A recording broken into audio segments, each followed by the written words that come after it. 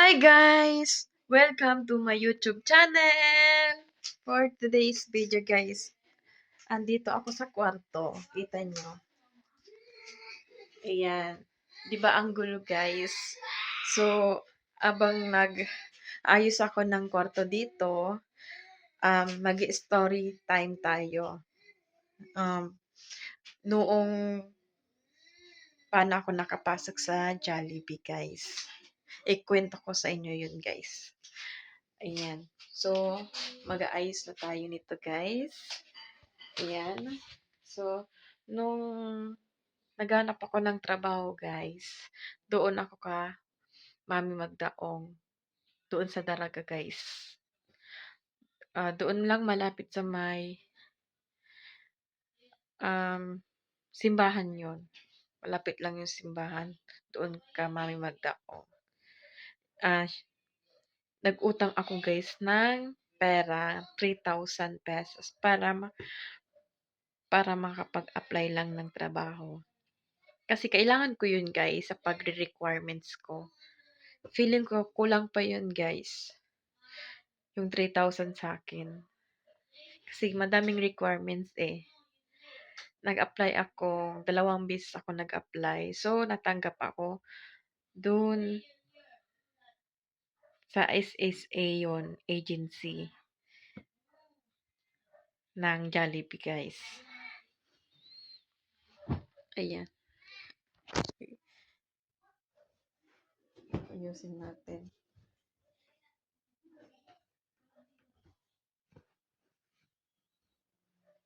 Yung kumot.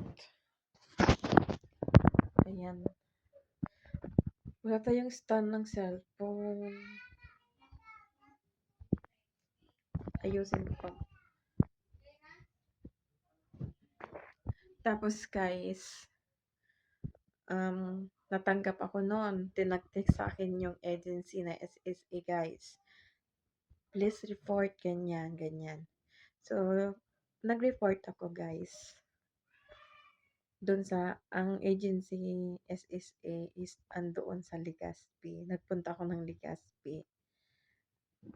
Kasi nga, nag-reply sila sa akin. So, ayun, natanggap ako sa trabaho. Meron na akong trabaho yung that time na yan, guys. Kailangan kong tapusin to.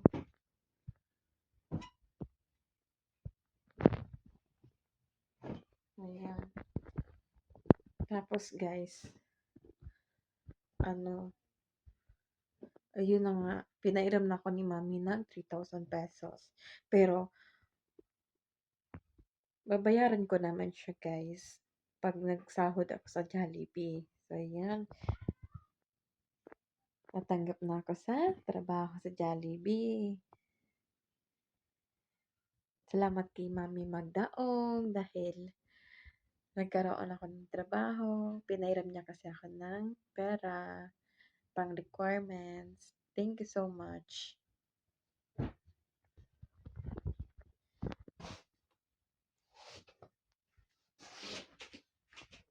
Ayan.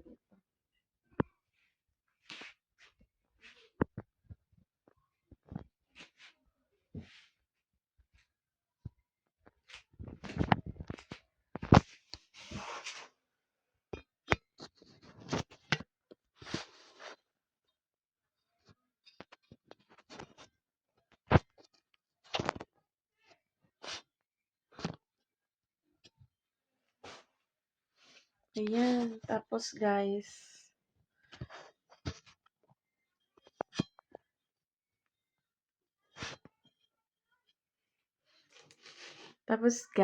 ayun. Doon ako kina Mami nakatira. Binigyan ako ni Mami ng kwarto, pero magbabayad ako ng 1,000 pesos. Ayan. Simple lang guys yung kwartong binigay sa akin na yan, 1,000 pesos a month ako magbabayad doon. So, abang ako nagtatrabaho sa Jollibee. Masaya sa Jollibee, guys. Na-miss ko nga eh. Noon yun guys, siguro since 2019 pataas. Pero this 2026 guys, wala akong trabaho. Nag-resign kasi ako noong 20 20 2025, 2024 or 2025 ako nag-resign. Gusto ko lang ikwento sa inyo guys, yung mga naranasan ko sa Jollibee. Oo, masaya doon magtrabaho. Nung una pa lang, pag papasok ka, oo, mahihirapan ka magtrabaho doon guys. Kasi memorize ka pa ng mga code ng mga pagkain para mas madali yung transaction nila guys. Doon sa drive-thru. Ako ano, nalagay na ano, doon ako sa drive-thru guys, na-assign. Iayusin ko na itong kumot. Ayan. Tapos,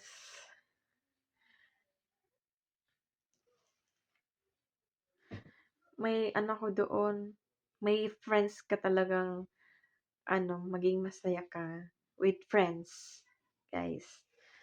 May enjoy mo yung pagtatrabaho mo doon. Yung mga memories na kasama sila, magchismisan sa loob. Joke lang. Oo, hindi din mawawala yung marites sa Jollibee. Ay, marites. Yung nagchichismisan. Nagkukwentuhan lang naman sila, guys.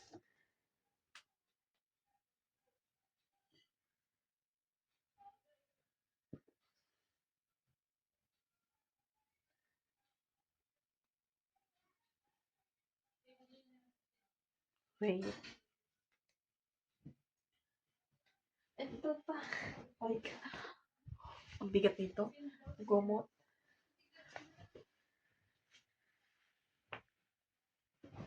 Yan.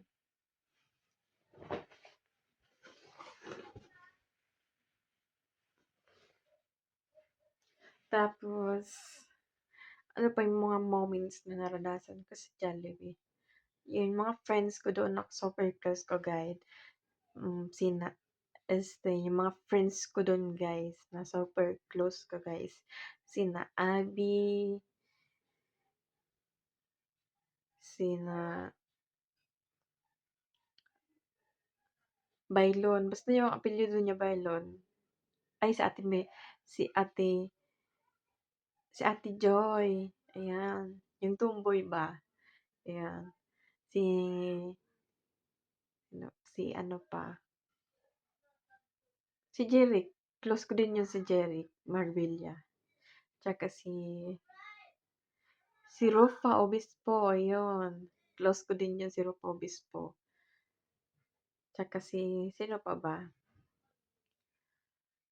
Si Mary Joy. Basta si Mary Joy. Nakalimutan ko yung apelyido niya. Tapos, si Kuya Benji. Close ko din yun si Kuya Benji. Sakto lang. And, sino pa? Si Abby Miranda. Ayun. Di ko siya gaano, tama lang yung pagka-close ko sa kanya. Kasi, ang daldal ni Abby. Tumigil ka dyan. Ang bibig mo, Abby Miranda. Char. Char lang.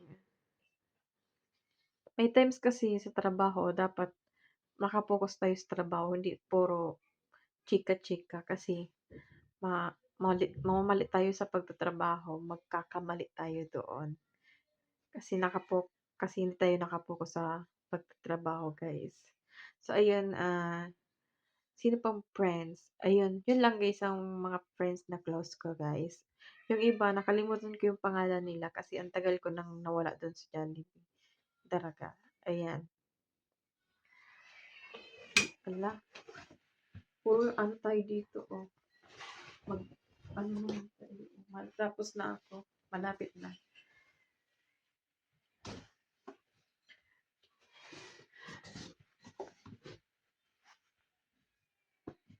Parang gusto ko pang bumalik sa Jollibee talaga, guys. Nakakamiss lang. Andun pa si Ma'am Jusel. Dati crew siya ng Jollibee talaga. Ngayon, manager na siya. Ayun. Ano ko siya dati? Trainer. trainer ko siya, guys. Siya nagtuturo sa akin sa drive-thru. Doon ako na-assign sa drive-thru. Siya nagtuturo ng um, sa labas ng drive-thru. Ng pag-take order, guys. Tsaka sa loob pa ng paano magbigay ng order sa customer, paano magbati sa customer, guys. Yan, trabaho ng trainer po. Ang ganda nun ni Ma'am Josel Ubina. Ayan. Hi, Ma'am Josel Ubina. I miss you. So, yun. Ala, hindi pa tayo nagtapos nito. Tapos na natin.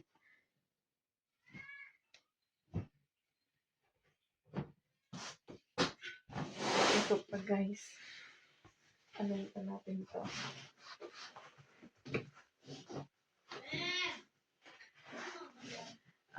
Ano pa? Mga moments na natandaan ko sa Jollibee.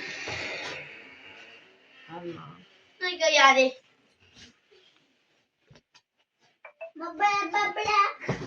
Oh, may video. Konti lang i-share mo, Bim share na.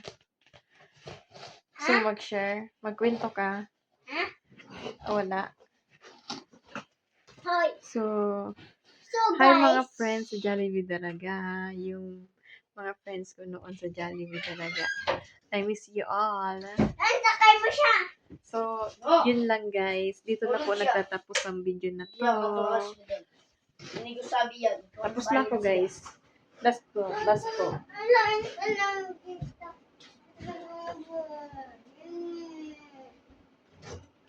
Please like and subscribe. Thank you. Bye-bye.